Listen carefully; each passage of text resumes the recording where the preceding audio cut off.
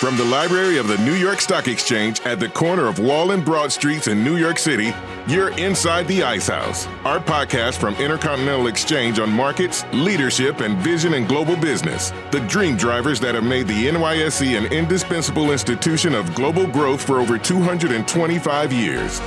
Each week, we feature stories of those who hatch plans, create jobs, and harness the engine of capitalism. Right here, right now at the NYSE and at ICE's 12 exchanges and 6 clearinghouses around the world. And now welcome inside the Ice House. Here's your host, Josh King of Intercontinental Exchange. A few days ago at the New York Stock Exchange, the good and the great of the city of Atlanta convened at the podium to ring the opening bell to celebrate all the incredible hard work that goes into putting on Super Bowl 53, which will be played in Atlanta's Mercedes-Benz Stadium on February 3rd. The Los Angeles Rams against my own New England Patriots. Atlanta is a city hard at work, the fintech capital of the world, and the headquarters, of course, of Intercontinental Exchange. It first came on my radar, big league, in 1990. Stephen Wiseman of the New York Times reported from the International Olympic Committee that year, and I quote, "With a powerful display of personal lobbying and financial clout, Atlanta today won the right to hold the 1996 Summer Olympic Games, turning back a strong sentimental appeal by Athens to become the site for the 100th anniversary of the first modern Olympic Games." Unquote, Stephen Wiseman, New York Times. It was an upset. The city that even U.S. papers had described throughout the process as second tier had knocked off Athens, the birthplace of the modern Olympics. It was a testament to Atlanta that had worked hard since the mid-1980s to organize, coalesce, and come together to bring the city behind the bid. Notably, one of the architects of the bid was former Atlanta Mayor Andrew Young, who helped build an international coalition of support. Said the IOC representative from the Congo, "We know Andy Young as a leader of black people in America, a civil rights leader, and an associate of Martin Luther King. When he visited my country to push for Atlanta, he was cheered by crowds like some sort of a chief. He is a hero in my country." I was there in Atlanta as part of the White House delegation in 1996 when Muhammad Ali lit the Olympic torch and stayed for several days to watch the games unfold. Every Olympics features moments where a certain team from a certain country shatters expectations. The Atlanta Olympics was no different, with the Nigerian men's soccer team ranked 63 in the world at the time, defeating the number 22 ranked Argentina 3-2 to win gold. It remains Nigeria's biggest international sports victory. For our guest today, Tope Awotona, 1996 also stood out as the year his life changed forever. It was then that he, along with his mother and siblings, moved from Lagos, Nigeria to Marietta, Georgia, just north of Atlanta, joining other members of the Awotona family so Tope could finish high school in the United States. The rest of the story, as we'll find out, is uniquely entrepreneurial and uniquely American. And on the dawn of Black History Month in the U.S., it's really a story about resilience, passion, and not history, but rather technology and the future. What fueled Tope's entrepreneurial spirit, and how did he eventually come to found a successful tech company right in Atlanta aimed at making scheduling the easiest part of our day? We'll find out right after this. Cushman & Wakefield is one of the premier brands in the commercial real estate services space. We have 48,000 professionals around the world in 400 offices in 70 countries. This company, 101 years old, if you can imagine, it's never been public. There's a reason they call the NYSE the big board.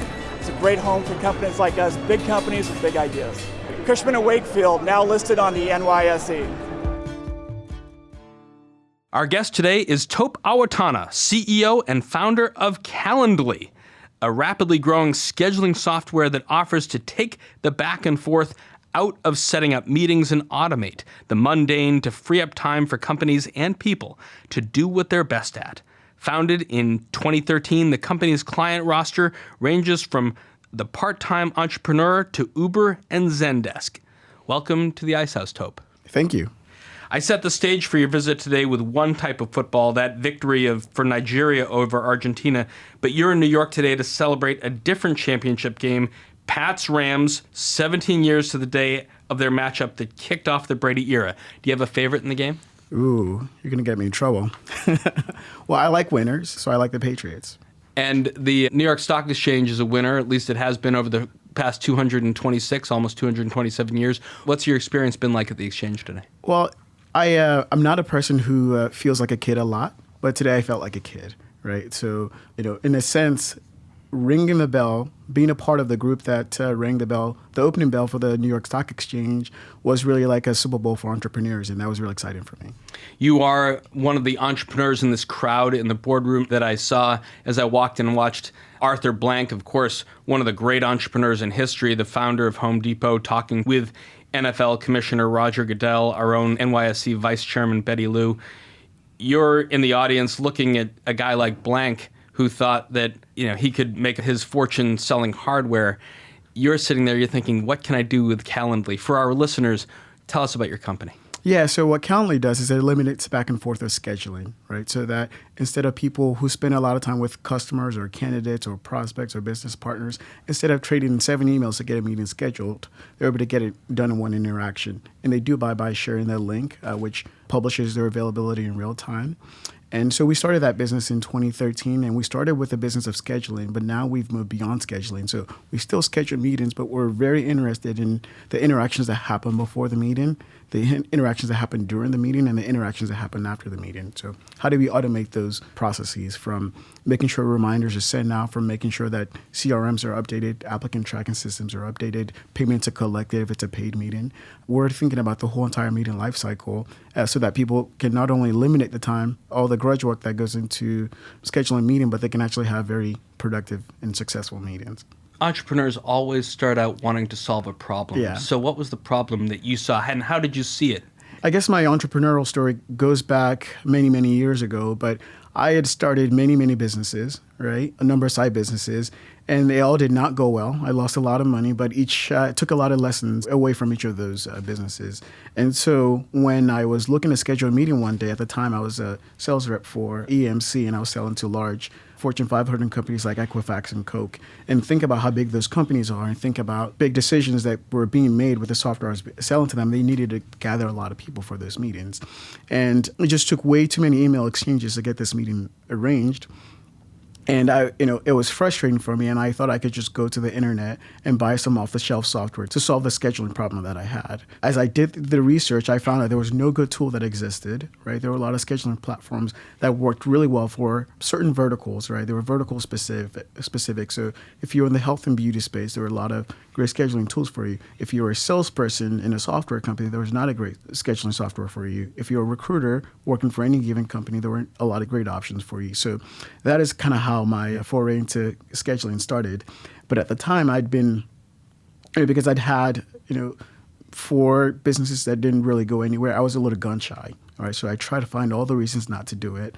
But the more I researched the opportunity, the more I talked to people, who were struggling with the same problem, the more I realized that I became obsessed with the problem, and the rest is history. I was not happy until I basically emptied my bank account, and I took a huge risk to start the business.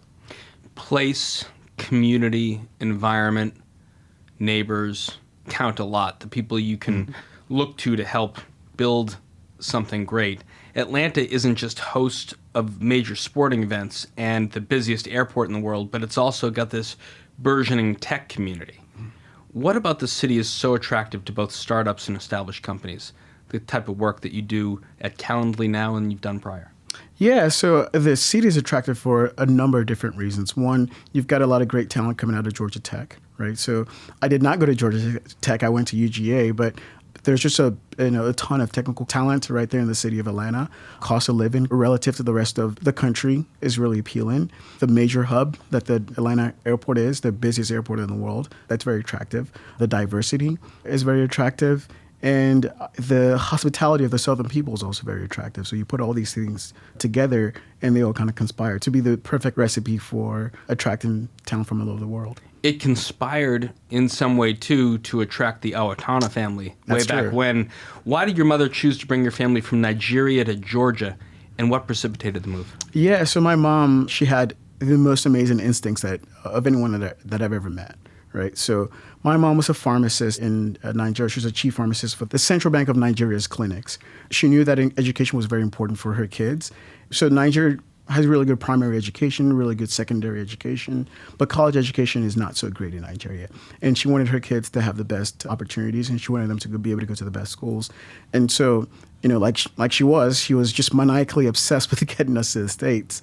And the reason we picked Atlanta was this, again, the larger trend that's driving people to Atlanta is what drove us to Atlanta as well. So my mom's younger sister, my aunt, was married to a Nigerian guy who was living in Marietta, right? So like a lot of immigrants do, they set up shop around where other immigrants are living, and that's what brought us to Atlanta, Georgia. So it's not that we had this grand plan to come to Atlanta, but I think, again, like I said, the larger trends that are driving a lot of people to Atlanta are the same trends that kind of pulled us in, and it turned out to be a very great decision. Is it still a path that's active, Lagos to Atlanta? Are the college opportunities better in Nigeria than they were when you came over? College education has gotten better in Nigeria, but it hasn't caught up to America. It hasn't caught up to the rest of the West. So unfortunately, that gap still exists. But I have a circle of Nigerian friends who are very, very successful in their respective fields. Long story short, I guess the point I'm trying to make is that there are other people who've kind of made the same move, and they're doing really well here in the States. So within Calendly, for example, and this is not through any deliberate action of mine, there are a number of Nigerians in the company, and they're doing really well. And also I have a close circle of Nigerian friends who are doctors who've gone to Harvard and were really successful.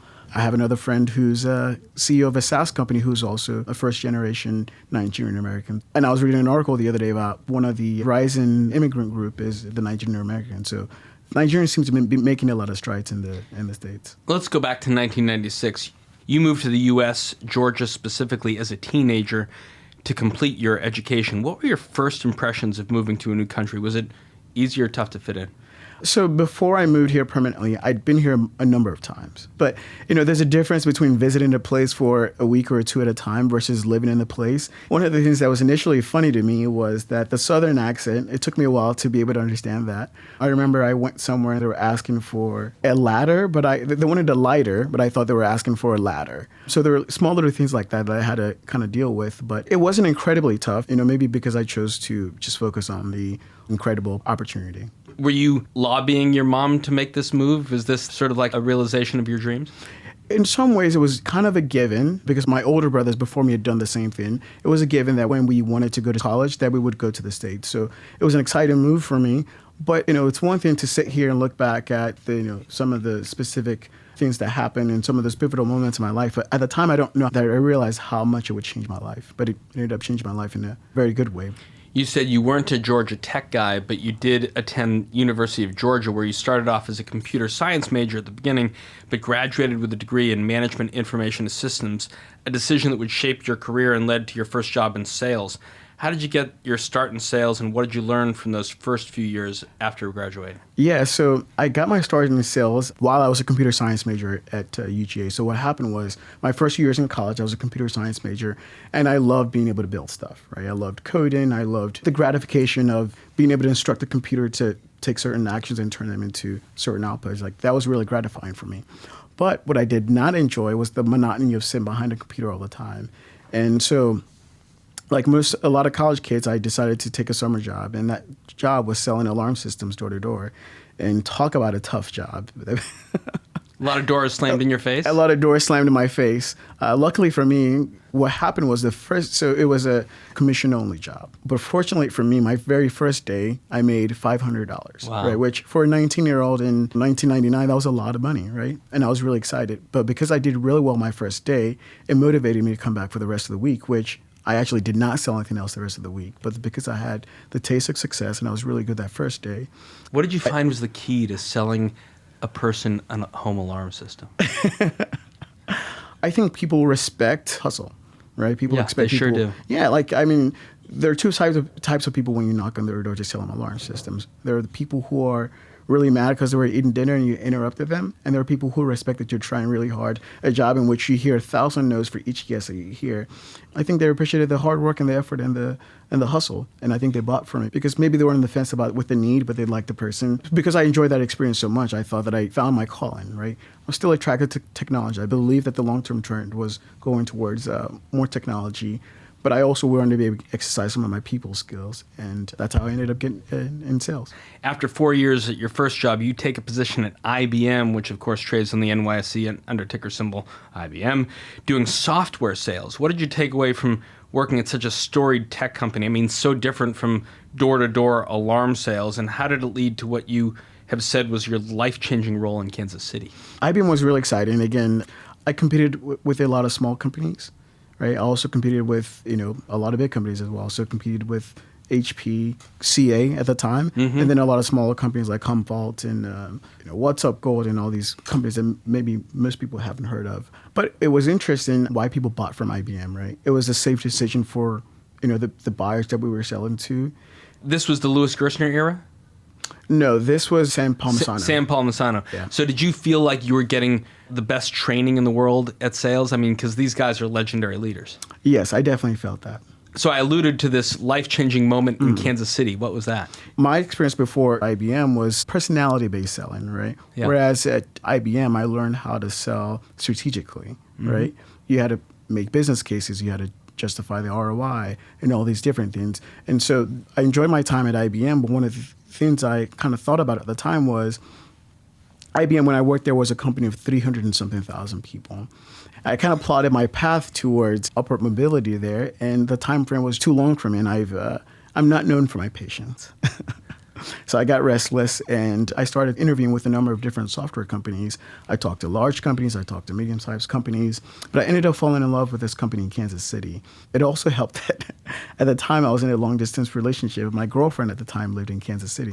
She told me about this company called Perceptive Software, and she told me they were the Google of Kansas City. I ended up interviewing for them, and while I liked IBM, one of the things I saw at that smaller company, at the time the company was probably a company of 300, 400 people. There was just a lot of energy there. There was a lot of excitement. There's a lot of passion.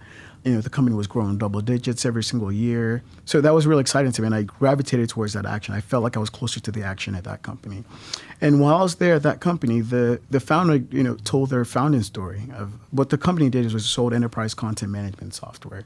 And the path from starting the business to becoming a provider of enterprise content management was not a straightforward one. But long story short, what I learned in that story was that before then, I thought people who started great businesses, I thought they were extraordinary people, but I thought they were larger than life. And what I got out of that talk was that there's actually a recipe to business success, and it's perseverance, right? And it's taking action, and you do have to be, have above average intelligence. I thought I had all those things. I thought I had kind of the grit and the hustle. I thought I had enough intelligence to do it, and I thought the time to act was right then and there. And so that's kind of where I started experimenting with a lot of small business ideas. So you could have taken that long, winding path ultimately to purchase New York and the pinnacle of international business machines. Yeah. Or you could be at Perceptive, where you see 300 to 400 people, and success is not dependent on a multiple of 1,000 of that. It's a multiple of passion and perseverance and dedication from what could be a very small group of people with an idea. So the idea for Calendly, Tope, didn't happen overnight. In fact, you launched 3 other startups before it. What was it about those startups that didn't quite stick, and what has made Calendly different? Sure. So one thing I would also like to add there is, like, every single time I made a change, I went from IBM to Perceptive. I went from Perceptive to, starting a number of small businesses, and also kind of coming back to Atlanta. I took a lot of risk at the time that was, I made a lot of decisions at the time that seemed risky, right? So I remember when I left IBM, I was in Atlanta, right? So right there in my home, working for the one of the largest technology companies in the entire world, and with a storied history, like you said, and to leave that, right, and then go across the country to Kansas City to work for a company most people hadn't heard of, seemed like a crazy decision, right? And it was a big risk at the time, not only like leaving home and going to the Midwest, but also working for a company that no one had ever heard of. My mom did not like that. So that was one of her instincts that I would say she was wrong about. But I took that big risk and ended up paying off. So all along the way, I'd been taking these risks. A lot of them ended up paying off. So back to your question about what was different about Calendly as opposed to some of the other businesses that I started. With my initial businesses that I started, I didn't have the confidence that I do today. I was scared to commit to those business ideas. I didn't tell most people I had started the businesses because I was afraid to fail and I didn't want to be embarrassed. And with most of the businesses I started before Calendly, I was actually in businesses I had no business in being, right? So I started a business an e-commerce business selling projectors online.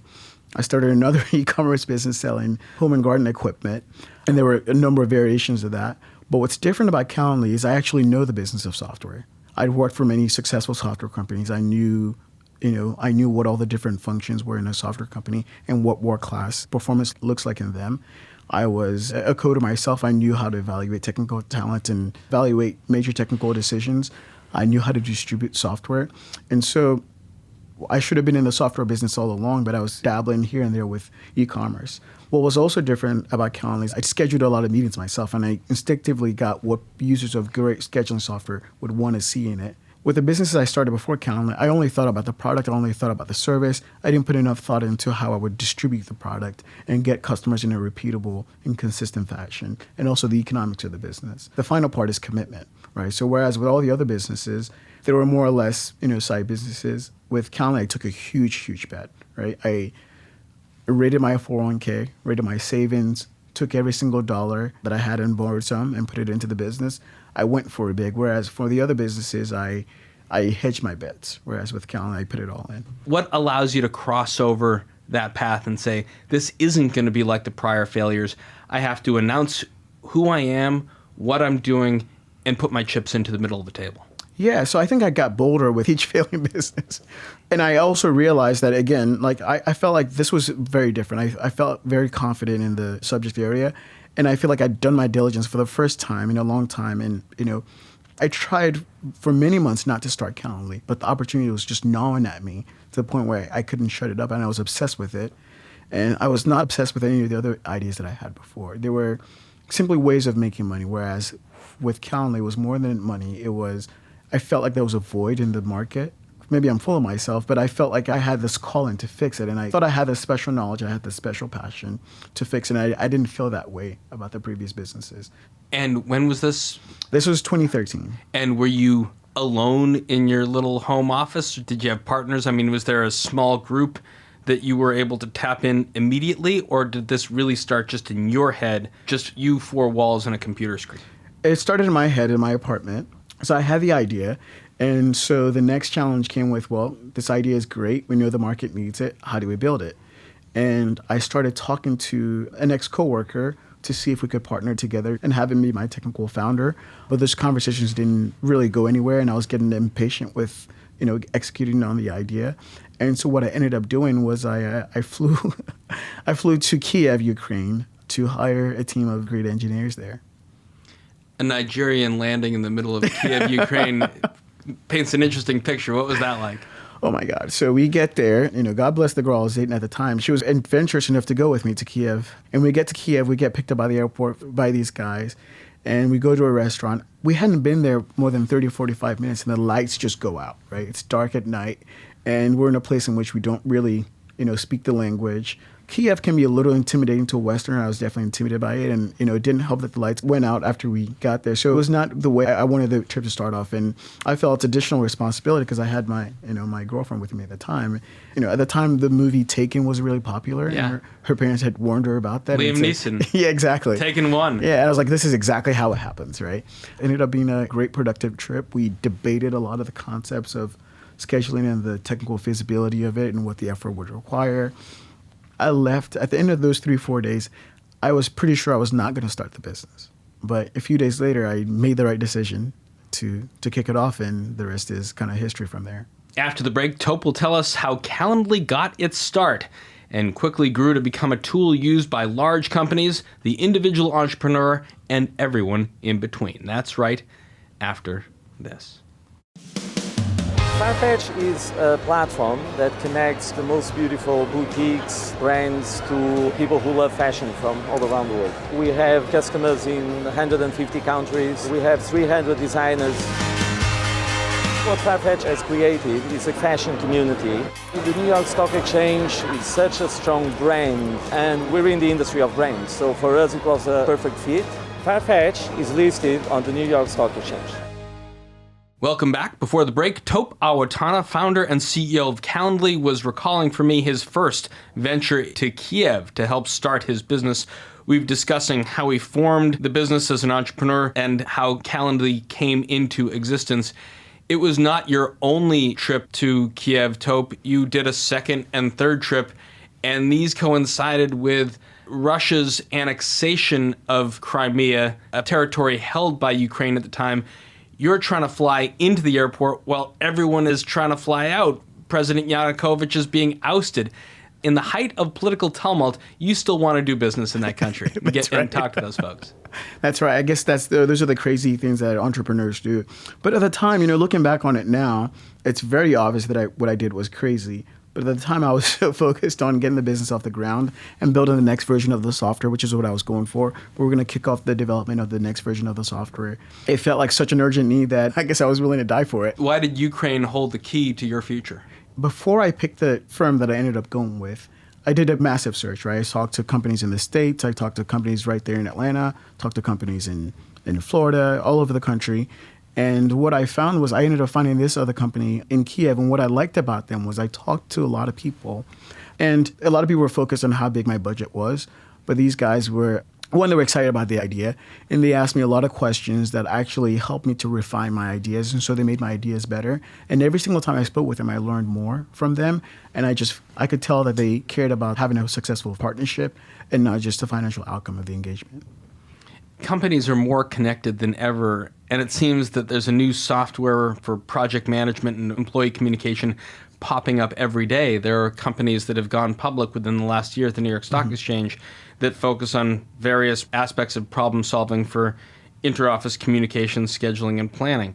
When it comes to simplifying scheduling, how does Calendly stand out from the crowd? Yeah, so I think it stands out from the crowd for a number of different reasons. I think first and foremost, the product, right? Our users just love the product experience.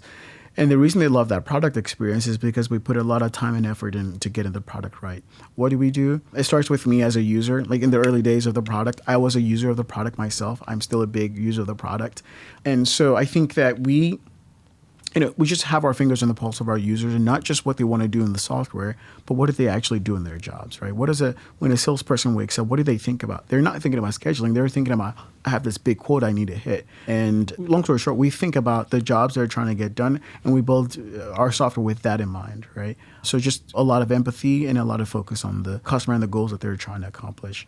The other part of it is that it's very, very cheap to use our software, right? We lower the barriers to entry.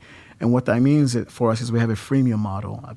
The majority of people who use the software actually do not pay for it. There's a basic version that's free and you can try it without a credit card. So a combination of a great product experience, a very inexpensive product to use, a great distribution channel, the virality of the software. Also the versatility of the software, being able to serve individuals, being able to serve small teams, being able to serve large departments, and then also being able to integrate into their different workflows. So all those things are the advantages that the product has. Tech titans from Jeff Bezos to Elon Musk say having fewer meetings increases productivity, while communications tools like Slack are on a mission to eliminate email, and in that same vein, doesn't hold a great future for meetings themselves. What's your counter-argument? Oh, that's a really, really good question. So we don't take the position that more meetings are better, but we do take the position that whatever your goal is, whether it's to have more meetings, we can help you with that. If your goal is to have fewer meetings, but make the interaction simple, we can help you with that as well. So when you look at the people that we serve, they have very different preferences in terms of the number of meetings that they have, and we can serve all of this. I listened to an interview you did last year on the freemium model that you were mentioning and why it's been pivotal to Calendly's success so far. Let's take a listen. Generous, right, in terms of the features we offer to our free users. So we would love for you to pay for the product, but even if you don't want to pay for it, you can get a lot of value out of the product without ever paying for it. So that's one of the most important kind of core components of this business model. The second is virality. So from day one, so before I started Calendly, I started a number of other businesses before, and they did not go very well. And one of the reasons they didn't go very well is distribution was always a challenge, right? So and one of the things I liked about the Calendly idea and the product and the business is this inherent virality with the product, right? So you cannot use the product in a vacuum. Anytime you invite somebody to schedule a meeting with you, you end up introducing Calendly to them, and then the cycle kind of starts and it kind of continues from there. So that's been a really effective way for us to get the word out about Calendly without any advertising, right? Without an outbound sales team, which leads to the next point, which is the low customer acquisition cost. Because of the freemium model and the virality of the product, we haven't had to, till now, we've never done any advertising. We never started up we don't do any outbound selling. We've introduced inbound selling, which I'll talk a little bit more about that, but we've been able to achieve this growth without having to pull those levers. You mentioned virality a lot. How can you tell when virality is taking hold and it's working? Yeah, so in the very early days of the product, it was easy to tell, right? And the way we could tell was the earliest customer that we had was a software company that was making software for the public sector, right? So we saw this path where the software company invites their schools to schedule through Calendly. Lo and behold, the schools start using the product themselves, and you see it begin to spread within the different schools. And then it went from, software companies to the public sector, to different functions within software companies. So salespeople, customer success people, product marketers, recruiters. And then the more we saw that pattern, the more we started to actually engineer towards that. People were referring people were signing up for the product without us telling them. When we saw that happen, we wondered how many more users we can get when we actually encourage people to sign up. We tell them the benefits of signing up, and we make the process more frictionless. Is there that moment when virality takes hold and you see, oh, we've got 4 users. Oh, we've got 24 users. Oh, we've got 150 users. I mean, are you watching it grow like that? You're definitely watching it grow like that, but it was much slower than that. Because what happens is the size of the network determines obviously the number of new users that you gain from the activity of the current users. And so it took a long time to go from what you described there, so going from 1 user to a few thousand users, took a few months for that to happen. So you launched the business. Do you say how many users you have now? Yeah, so just to give you an idea, every single month about 3 million people use the product. How have you monetized your 3 million users? What are your sources of revenue? So the source of revenue is subscription. So the way the Calendly works is we have what's called an event type, right? So you as a user of the product, you set up this event type, and there are basically rules that you set up around how you want to accept meetings. I want to accept meetings at this time. I never want them to be back to back. I want at least an hour in between, no more than 5 meetings a day, right? That's what an event type is. And for the free user, they can create one set of rules to govern their availability. Whereas for a paid user, they can create unlimited rules around how they want their availability to be managed. They can also instruct Calendly to publish the meeting data to their other applications that they're using, whether it's their CRM like Salesforce or Pipedrive or HubSpot, or maybe it's their applicant tracking system like Greenhouse, Lever, whatever it may be, right? So for the basic product, again, it's free to use, but if you want the premium product, it's anywhere from $10 per user per month to $15 per user per month. Has the International Association of Executive Assistants rebelled against you, like you're putting us out of business? No, they like us, right? And the reason they like us is it allows them to focus on tasks that require an actual human being to work on. A lot of people find out about Calendly because their EAs recommend it to them. I hear from a lot of EAs saying, you make my life a lot easier. I'm able to save time scheduling and do the higher level tasks that I wasn't able to get to before. You launched in 2013. We talked about that earlier. You opened up shop at Atlanta Tech Village, which is now home to over 300 startups 2 months later. What drove you to Atlanta Tech Village, and how did Calendly grab the attention of David Cummings, the founder of the village? Yeah, so what drove me to the Atlanta Tech Village was I'd started Calendly from my apartment. It was beginning to grow. So we were signing up users. At the time, there was no revenue stream because we hadn't monetized the product then. I could tell that I was onto something, and I wanted to grow the business, but I didn't really have a big network in the SaaS space, like in the SMB software space. And so I went to the Atlanta Tech Village to check it out. And the second I stepped into the lobby of the Atlanta Tech Village, it reminded me of all the things I loved about Perceptive. There was just a lot of energy in the building, a lot of excitement, a lot of people with big dreams about disrupting whatever space that they were in. And so that was really attractive to me. And right there in the building, I could, whatever, challenge we were having, whatever problem we were trying to think through, there were lots of people who'd solve those problems or were in the midst of figuring it out. So the network and the community and the passion drove me there. So David Cummings comes along. How does his investment help you grow your business? So David Cummings is the founder of Pardot, which is a marketing automation platform that he founded and then later sold to Salesforce. And today it's a 10, 11-figure business for Salesforce and growing very fast. So that's who David Cummings is. And with his proceeds from that, from the sale to Salesforce, he ended up building the Atlanta Tech Village, which is the largest tech-focused co-working space in the Southeast. And so the way he came to find out about Calendly is actually through the virality of the product. Somebody in the tech village was using Calendly and they tweeted about it. And so David caught wind of that. His timing happened to coincide with my timing in which I was beginning to think about how do I begin to scale this business, because I could see the traction kind of increasing and I wanted to find a way to scale it. And so the timing worked out really well. And how did you use his investment to scale? Yeah, so I used his investment to build an engineering team in the States. So I'd worked with the guys in Kiev, and I was happy with them, but I also wanted to be able to work closer with the engineering team. So with his funding, I was able to bring on a U.S. CTO. I was able to start a customer success team. And the first thing that team did was introduce a revenue stream, right? We monetized the product. So that was the big initiative we were able to tackle with that funding. In retrospect, would you have gone for funding earlier than you did in your life cycle? And what's your advice to entrepreneurs just starting out when it comes to seeking outside investments beyond emptying out your own 401k account? Well, in hindsight, I would have gotten help a lot earlier, but I don't know that I would have raised earlier. I think the sequence of actions I took ended up working out really well for me, and I'll describe it in more detail. Because I bootstrapped the company and because I had a product, I'd made a lot of progress by the time David came into the picture. And so what that meant was I was able to get really good terms, right? I'm still the controlling shareholder of the business in spite of all the growth.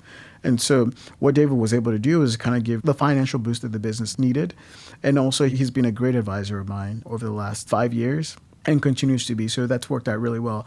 I would definitely encourage every single entrepreneur to have a network of people who've had a lot more success than they have and who've already kind of been through the challenges that they're going through or are going to go through. That's actually been the biggest benefit of raising from David. Is actually not the money. It's been the advice and the mentorship. I mean, talking about the experiences, the roller coaster rides of original founders and CEOs, we had Veridesk CEO Jason McCann on as a guest a couple of months ago, spoke about the importance of customer feedback for building brand loyalty and driving innovation. How have your users helped shape Calendly, and what methods do you use to get the most robust feedback from them that you can? Yeah, so our users, we owe everything to them. So initially, the product started as a product for individual users. It is the feedback of our customers that made it more of a team product, right? So it still serves individuals very well today, but it now serves teams extremely well. And that came as a direct result of the feedback that we got from our customers. The emphasis we've placed on integrations, that's come directly from our customers. So a lot of our best ideas are actually ideas that we get from our customers. The best type of feedback that I like is not only when our customers tell us to build a feature, but when they're already finding workarounds to implement those features themselves, right? So when people tell us, well, we want you to integrate with Salesforce, we listen to that. But when they also tell us that, when we get a meeting in Calendly, we have to manually upload it to Salesforce. We're already doing it today, right? That is also, we pay additional attention to that. But the channels that we use are a lot of the same channels that a lot of software companies use. But I think the difference is we actually do those things, right? So we're big users of the product ourselves. So we're customers. We have an idea portal in which our customers go in and they tell us, we would like you to do this. And then other users chime in about the benefits of doing it. And so we pay a lot of attention to that. We have hundreds of thousands of interactions with our customers every single year through our support system. We think of every support ticket that we get, whether it's, hey, I don't know how to use this, or I wish you would do this. We think of those as feedback. We analyze that and we tag in and we make sense of the trend there. We also conduct a lot of surveys for things that we're building. We use the feedback to refine those ideas. Where does Calendly fit in a company's tech suite of resources to improve its operation? For example, I see that many of your customers integrate it with Salesforce. what you'll see is that Calendly is heavily used on the customer-facing side of the house, right? So for those people in external-facing roles, Calendly has become a very important tool for them. What a lot of our customers found was before they had Calendly, what would happen is a customer would go on the website, they would submit an inquiry, say, I would like to learn more about this, and that same person that made an inquiry, it was very difficult for them to get a hold of that. What our customers started doing was instead of allowing them to submit an inquiry form, they just allow them to schedule an appointment at the height of their interest. By making that change, what they found is that the number of qualified meetings that they're having has gone up anywhere from 20% to 30% to 40%, right? So companies have varying degrees of success, but that's one very important use case. Calendly served over 30 million users in 2018. Is that right? That's correct. And you're currently growing at about 100% year over year. What are your metrics for scaling the company and continuing to drive sales? Does the hockey stick continue looking like that? I would love for it to, and I'm working like hell to make that happen. How quickly did your team grow, and how have you maintained your culture from just you in your apartment before you even got to Atlantic Tech Village? We're still a relatively small team because the business is just celebrated your 5th anniversary. That's true. But the team is incredibly efficient, right? So I actually have a lot of friends who are doing the same amount of revenue that we have, and they have double, triple the headcount. So long story short, we're very thoughtful about how we hire and scale. But you asked me about people and culture. What we actually did a few years ago, about 18 months ago, is we surveyed our employee base and asked them, what do you think makes the culture here special? And it allowed us to define our values, and we use those values to evaluate new people that we're adding to the company. We use them during our performance feedback discussions. So we do a lot of things to invest into our people and culture and make sure that it's not just a growing company, but a place in which people are happy to work and they're developing as business professionals. You're here at the New York Stock Exchange for the Super Bowl, which means it's very early in the year, mid-January, headed to late January, will soon be in February. What are the big goals for you for this year? Yeah, so we have 2 sets of initiatives that we really care about, right? So we have business goals that we want to hit in terms of new customers that we want to acquire, activity that we'd like to see, product launches that we'd like to be able to do. And also we have goals in terms of how we want to make our people and culture better. So those are the 2 sets of initiatives that I think about a lot. But the best way to kind of summarize it is we're looking for another year of over 100% growth. How many employees do you have now? Just a little shy of 60. And where do you think you might be at the end of the year? Low hundreds. You're getting most of your recruits from Georgia Tech, or where do you find most of your talent? From all over the place, really. Just about all of our engineers, you're right, do come from Georgia Tech, and so do our product managers. But one of the things I really, really like about the business is we have a lot of diversity in the employee base. Looking back at your journey from showing up in America from Lagos in 1996 to getting through college, those first years selling alarm systems, IBM, Perceptive in Kansas City, launching Calendly. If you could leave our listeners with some crystal advice for entrepreneurs reflecting back on your journey, what would it be? I would say the people that start great businesses are just like them. They take something that they know and they work hard to make it a reality. They take action on their ideas. They beg, borrow, and steal to make progress. I would encourage them to be resourceful and to get going and start doing it. Well, Tope, you've got going and you've started doing it and you're driving Calendly forward. So thanks so much for sharing your story and joining us in the Ice House today. Thank you. That's our conversation for this week. Our guest was Tope Awotona, the founder and CEO of Calendly. If you like what you heard, please rate us on iTunes so other folks know where to find us. And if you've got a comment or a question you'd like one of our experts to tackle on a future show, email us at icehouse@theice.com or tweet at us at NYSE. Our show is produced by Teresa DeLuca and Pete Ash, with production assistance from Ken Abel and Stephen Portner. I'm Josh King, your host, signing off from the Library of the New York Stock Exchange. Thanks for listening. Talk to you next week. Information contained in this podcast was obtained in part from publicly available sources and not independently verified. Neither ICE nor its affiliates make any representations or warranties, express or implied, as to the accuracy or completeness of the information and do not sponsor, approve, or endorse any of the content herein, all of which is presented solely for informational and educational purposes. Nothing herein constitutes an offer to sell, a solicitation of an offer to buy any security, or a recommendation of any security or trading practice. Some portions of the preceding conversation may have been edited for the purpose of length or clarity.